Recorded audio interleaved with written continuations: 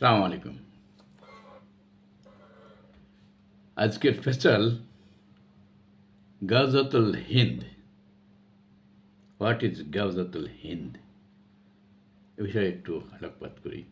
যে আমেরিকায় গেলেন আমাদের জামাত ইসলামের নেতা ডক্টর তাহের, ওখানে গিয়ে তো উনি গাওজাতুল হিন্দ ডিক্লার দিয়ে আসলেন, যুদ্ধ করবেন উনি, 50 লক্ষ লোক গেরিলার নেতৃত্ব দেবেন। তো আসলে এই গাওজাতুল হিন্দটা কী, এ নিয়ে একটু দেখি আমরা। এটা গাজাতুল হিন্দ মানে এটা বলা হচ্ছে যে মুসলিম এবং অমুসলিমদের সাথে একটা যুদ্ধ হবে এবং সারা বিশ্বে এই অমুসলিমদের হত্যা করে সারা বিশ্বে ইসলামের পতাকা ওড়ানো হবে। তো যুদ্ধ কী দিয়ে করবে মুসলিমরা? মেবি তলবারি দিয়ে। গাজাতুল হিন্দ নিয়ে অনেক জায়গায়, শহরের মধ্যে অনেক জায়গায় আমি ইয়েও দেখেছি, পোস্টার লাগানো দেখেছি, গাজাতুল হিন্দ। কারা লাগাইছে? এটা জামাত লাগায়নি, অন্য একটা কেউ খেলাফত দাবি করে তারা লাগাইছে। রেল স্টেশন এবং এখানে বহু জায়গায়, প্রচুর জায়গায় আমি দেখেছি যে ওই গাজাতুল হিন্দের ইয়ে লাগানো আছে, গাজাতুল হিন্দ করতে যুদ্ধে যাবে। তো গাজাতুল হিন্দটা কী? এটি কি আসলে ধর্মের ব্যাপার না কোনো গাঁজাখড়ি গল্প? এ নিয়ে একটু দেখি। আমি আজকে খোঁজার চেষ্টা করছি যে গাজাতুল হিন্দ হোয়াট ইজ দিস, হ্যাঁ, আসলো কোথায় থেকে গাজাতুল হিন্দ। তো এই ব্যাপারে কিন্তু ওই কোরআনে কোনো কিছু তো নাই। কোরআনে তো যুদ্ধ করে দেশ দখল কথা তো কোথাও কোরআনে নাই। আক্রান্ত হলে কিংবা আক্রান্ত হওয়ার সম্ভাবনা হলেই শুধু জিহাদ করার কথা আছে। এবং রাসূলুল্লাহ মুহাম্মদ সাল্লাল্লাহু আলাইহি ওয়াসাল্লাম উনি আজীবন তার সঙ্গীদের নিয়ে এটাই করে গেছেন, যখনই আক্রান্ত হয়েছেন কিংবা আক্রান্ত হওয়ার সুযোগ আছে, চান্স আছে, সম্ভাবনা আছে, সেখানে তিনি যুদ্ধ করছেন। তো এই একটি মাত্র হাদিস পাওয়া যায় গাজাতুল হিন্দের জন্য। হাদিসটা এরকম: আমার উম্মতের দুটি দল রয়েছে, মানে রাসূল সাল্লাল্লাহু আলাইহি ওয়াসাল্লাম বলছেন, যাদেরকে আল্লাহ তাআলা জাহান্নামের আগুন থেকে রক্ষা করবেন। তাদের একটি দল হিন্দুস্তানের বিরুদ্ধে লড়াই করবে, আরেকটি দল যারা ঈসার পক্ষে থাকবে। এইটাকে বেজ করে গাজাতুল হিন্দ শুরু হয়েছে। তো হিন্দুস্তানের যে যুদ্ধে বিজয়ের ভবিষ্যৎবাণী উনি করে গেছেন, তা অনেকে মনে করেন যে ইতিমধ্যে ঘটে গেছে, already been done, it had happened. যে কেমন, যে ইতিহাসই পাওয়া যায় যে মুসলমানগণ হিন্দুস্তানে বেশ কয়েকবার অভিযান করছে। হযরত উমর রাদিয়াল্লাহু 15 হিজরিতে উনি একবার হিন্দুস্তানে সেনাদল পাঠান। তারা করাচি, বোম্বে এবং এই যে গুজরাটে অভিযান অপারেশন করছিলেন। এখানে তারা আসছিলেন এবং সেখানে কিছু সাহাবীরা ইসলামে রয়ে গেছে এবং সেখান থেকে ইসলাম প্রচার শুরু করছে। এরকমও হয়েছে। মুআবিয়ার আমলে একবার হিন্দুস্তানের বিরুদ্ধে অভিযান পরিচালিত হয়েছে। 93 হিজরিতে খলিফা ওয়ালিদ বিন আব্দুল মালিকের আমলে মোহাম্মদ বিন কাসিমের নেতৃত্বে এই সিন্ধু হয়ে হিন্দুস্তানে আসছে। এরপরে যে 5ম শতাব্দীতে, হিজরি 5ম শতাব্দী, গজনী সুলতান মোহাম্মদ হিন্দুস্তানের বিরুদ্ধে অভিযান পরিচালনা করছেন তিনি। তো তার বিরুদ্ধে তো এখনও হিন্দুস্তানের হিন্দুরা, মানে inhabitant of Indian, not only Hindu, সবাই আর এখনও তার বিরুদ্ধে অভিযোগ করে যে সে নাকি ওই সম্রাট মন্দির এটাকে লুট করে নিয়ে গেছে। এটা প্রাচুর্য ভরপুর সোলার একটা মন্দির ছিল, সেটা লুট করার অভিযোগ তার এগেনস্টে, তার বিরুদ্ধে এখনও মানুষ বলে। তো যাই হোক, এগুলো মনে করা হয় যে অলরেডি গাজাতুল হিন্দ তাহলে হয়ে গেছে, কারণ আরবরা আসছে এই দেশে, যুদ্ধ করে গেছে, জয় করছে। আবার একটা দুর্বল হাদিস, এটা বলা হচ্ছে আবু হুরায়রা কাব সাফান বিন আমর থেকে বর্ণিত হয়েছে। এটা হচ্ছে হিন্দুস্তানের নেতাদেরকে মুসলিম সেনারা বেড়িবদ্ধ অবস্থায় সামনে নিয়ে যাবে, অতঃপর ঈসা আলাইহিস সালামের সাথে সাক্ষাৎ করবে। এটাকে বলা হয়, এই হাদিসটাকে আবার তার মান ধরা হয়েছে, এটা একটা জয়ীফ হাদিস। আবার অনেকে মনে করেন যে জয়ীফ হাদিসকে বেজ করে অনেকে মনে করে যে এই গাজাতুল হিন্দ সংগঠিত হবে কিয়ামতের আগে, যখন এই যে ইমাম মাহাদি আসবেন, খেলাফত পুনরায় প্রতিষ্ঠা করবেন, সেই সময় এইটা হবে। এটা এই এই হাদিসটা কিন্তু আবার ওই বিখ্যাত যে হাদিস গ্রন্থ মুসলিম কিংবা বুখারী শরীফ এখানে নাই। তো অনেক হাদিস এইভাবে আসছে। জয়ীফগুলাও অনেক অন্য অন্য হাদিস গ্রন্থে খুব গুরুত্ব দিয়ে লেখা হয়েছে। তো যাই হোক, এই যে হিন্দুস্তান, সেই সময় হিন্দুস্তান মানে আমাদের এই পুরা এরিয়াটাই তো বলা হয়তো হিন্দুস্তান, ধরা হয়তো বাংলাদেশ, নেপাল, ভুটান, পাকিস্তান, ইন্ডিয়া, শ্রীলঙ্কা, পুরা বেলটাই যদি হিন্দুস্তান ধরা হয় তাহলে তখন ওই কার বিরুদ্ধে যুদ্ধের কথা বলা হয়েছিল? ওই হাদিস মোতাবেক যুদ্ধটা হবে কার বিরুদ্ধে অ্যাকচুয়ালি? এখন বলা হচ্ছে যে যুদ্ধটা হবে, এখনকার স্কলাররা বলছেন যুদ্ধ হবে পাকিস্তান, মানে ভারত, বাংলাদেশ, এই ৩ দেশের ভেতরে মুসলিম অমুসলিমের বিরুদ্ধে একটা যুদ্ধ হবে। এবং যদি তাই হয়, তো আগের হাদিসে বলা হলো যে যারা যুদ্ধ করবে ওরা তো রক্ষা পাবে, জাহান্নামের আগুন থেকে রক্ষা পাবে, ওই যুদ্ধে যারা হবে, মানে যুক্ত হয়ে যাবে। তো এখন যারা যুক্ত হয়নি, যদি এই অঞ্চলে যুদ্ধ হয় তাহলে তো পৃথিবীর ওয়ার্ল্ডের যে আদার সাইডের যে মুসলিম, তারা তো এতে যুক্ত হতে পারছে না, সুযোগও নাই। তাহলে তারা কি মুক্তিপ্রাপ্ত হবে না নাকি?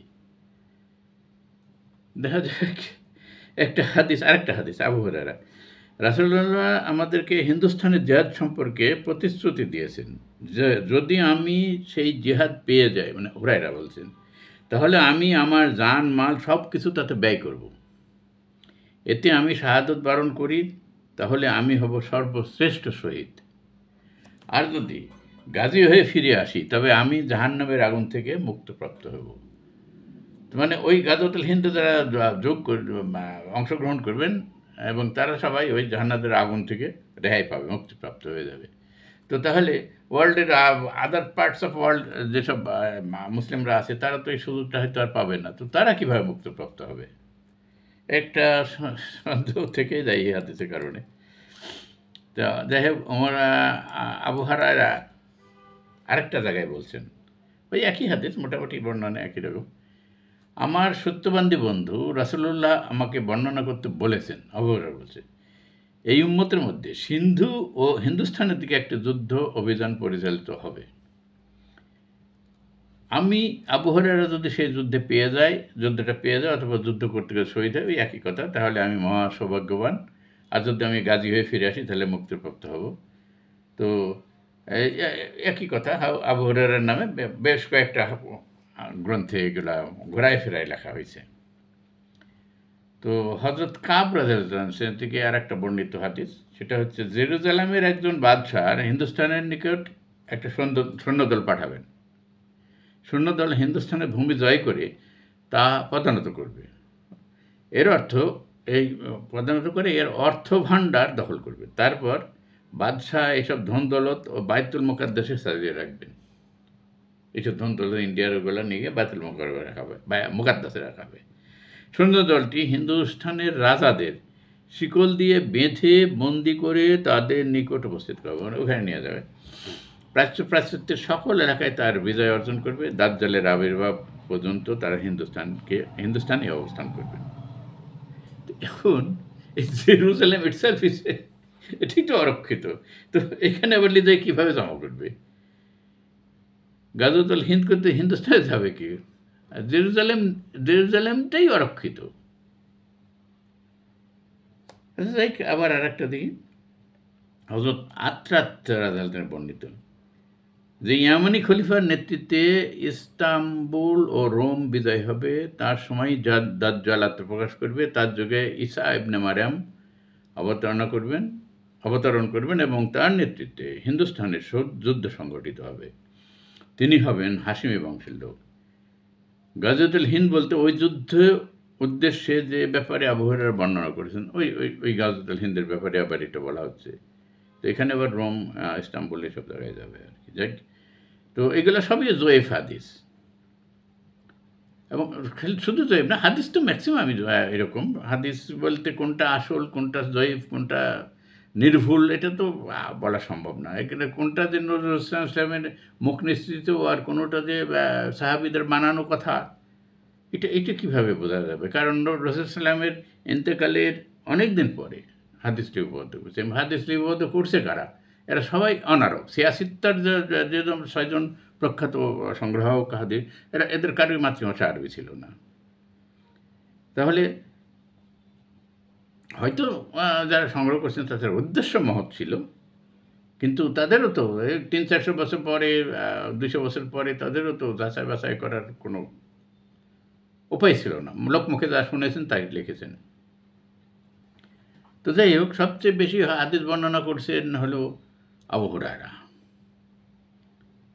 তো আবু হুরায়রাকে হযরত উমর একবার ওয়ার্নিং দিয়েছিলেন।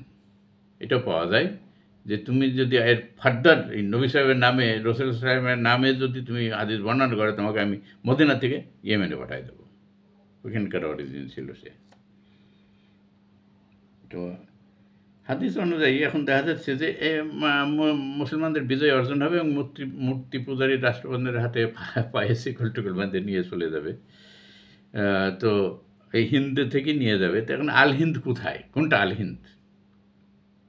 এ নিয়ে আবার একটু কনফিউশন আছে।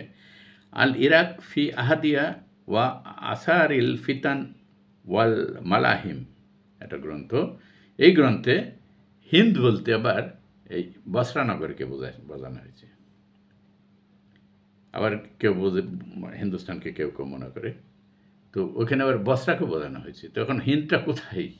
এখানেও কিন্তু কনফিউশন এটা রয়ে গেছে। তো যাই হোক, এই আল কোরআনে নাই, হাদিসে নাই। ওলামায়ে কেরাম হিন্দুস্তানকে হিন্দ বলে একমত হয়েছেন।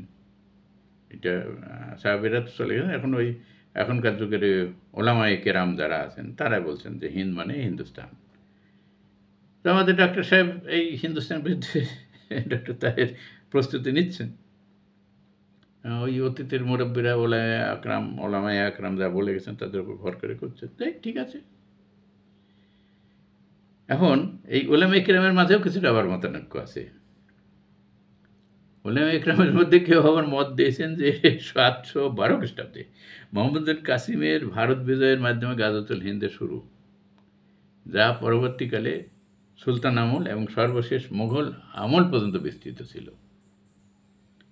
কারো মতে সুলতান মোহাম্মদ গজনী ভারত অভিযানের দ্বারাই এই যুদ্ধ শেষ হয়ে গেছে।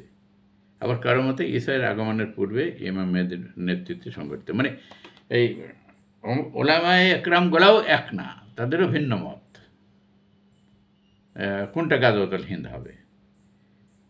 তো আমরা এখন ধরে নিতে পারি ডক্টর তাহের সাহেব জ্ঞানী লোক, একটা এত বড় একটা দলের নেতা, নিশ্চয়ই উনি আগমন বার্তা পেয়েছেন হয়তো, যার জন্য উনি প্রস্তুতি নিচ্ছেন। আল্লাহর ওলিরা তো অনেক কিছু ইন অ্যাডভান্স তারা টের পান, বুঝতে পারেন আর কি। যেমন আমির হামজা ডক্টর শফিককে, এটা শফিকুর রহমান দেব জামাতের আমির, ওনাকে উদ্দেশ্য করে বলছে যে জিন্দা অলি উনি ডক্টর শফিক। তো মিস্টার তাহেরও তাহলে কিছু আসি, ওনারা সবাই ধর্মীয় নেতা, তো ওনারা নিশ্চয়ই এটা টের পেয়েছেন, যার জন্য প্রস্তুতি নিচ্ছেন। আর ধর্মীয় বিশ্বাস অনুযায়ী আমরা যদি ধর্মীয় বিশ্বাসে এই ধরনের ওলামায়ে কেরাম বা আদার্স ওই হাদিস, ওই ফেক হাদিস নিয়েই যদি বলি, ওই জাইফ হাদিসে যদি বিশ্বাস করি, তাহলে গাজওয়াতুল হিন্দ একটা হবে। তো গাজওয়াতুল হিন্দে আরও একটা পাওয়া যায় হাদিস, সেটা হচ্ছে যে একদিন রাসূল সাল্লাম ওই পূর্ব দিকে দাঁড়িয়ে বড় নিঃশ্বাস নিচ্ছিলেন।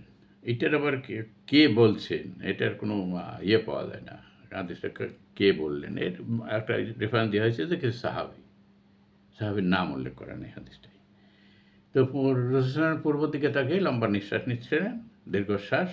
তো এক সাহাবী তাকে আবার জিজ্ঞেস করলেন যে ইয়া রাসূলুল্লাহ, আপনি এমন করছেন কেন? তো রাসূলুল্লাহ বললেন, আমি পূর্ব দিকে বিজয়ের গন্ধ পাচ্ছি। সাহাবায়ে কেরাম জিজ্ঞেস করলেন, আপনি কিসের বিজয়ের গন্ধ পাচ্ছেন? রাসূল বললেন, পূর্ব দিকে মুসলিম ও মুশরিকদের সাথে যুদ্ধ শুরু হবে। যুদ্ধ হবে অসম। মুসলিম সেনাবাহিনী থাকবে সংখ্যায় সীমিত, কিন্তু মুশরিক সেনাবাহিনী থাকবে সংখ্যায় অধিক। ওই যুদ্ধে মুসলিমরা এত বেশি মারা যাবে যে তাদের রক্তে মুসলিমদের পায়ের টাকনো পর্যন্ত ডুবে যাবে এবং যুদ্ধে মুসলিমরা ৩ ভাগে বিভক্ত হয়ে যাবে। এক ভাগ মুশরিক বাহিনী দেখে ভয়ে পালিয়ে যাবে, তারা হবে জাহান্নামী। আর এক ভাগ শহীদ হবেন, শেষ ভাগ আল্লাহর উপর ভরসা করে যুদ্ধ চালিয়ে যাবে এবং শেষ পর্যন্ত জয়লাভ করবে। এই যুদ্ধ বদরের যুদ্ধের সমতুল্য।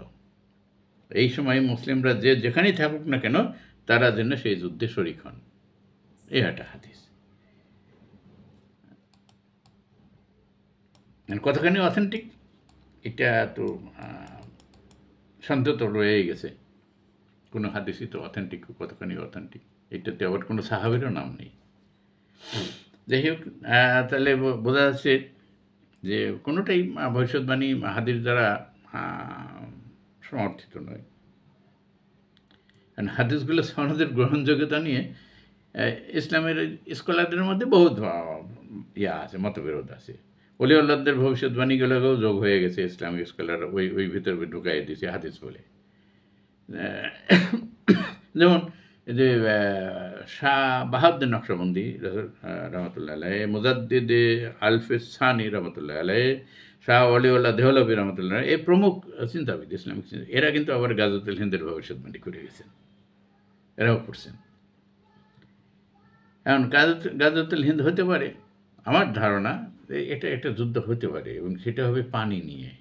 সেটা বাংলাদেশ, ইন্ডিয়া এবং পাকিস্তানের মধ্যে বিশাল একটা যুদ্ধ হতে পারে এবং যুদ্ধটা মেন রিজন হতে পারে যে পানি নিয়ে। কারণ পানি একটা আমানত, এর ন্যায্য বন্টন ইসলাম নীতির সাথে সরাসরি সম্পর্কযুক্ত। পানির ন্যায্য হিস্সা দিতে হবে, কোনো জাতিকে বঞ্চিত করা যাবে না, যদি করে থাকে তো সে শত্রু। ডক্টর তাহেরের কথা অনুযায়ী জামাত ইসলামের ক্ষমতায় যদি আসে এবার, ওনারা তো ভারত আক্রমণ করবে এবং বিশাল অঞ্চলে যুদ্ধ ছড়িয়ে যাবে। দেখা যাক, এরপরে যদি আমরা পানির হিস্সা পাই, গুড, আমরা ওয়েলকাম করব ডক্টর তাহেরকে। ধন্যবাদ, ভালো থাকবেন সবাই।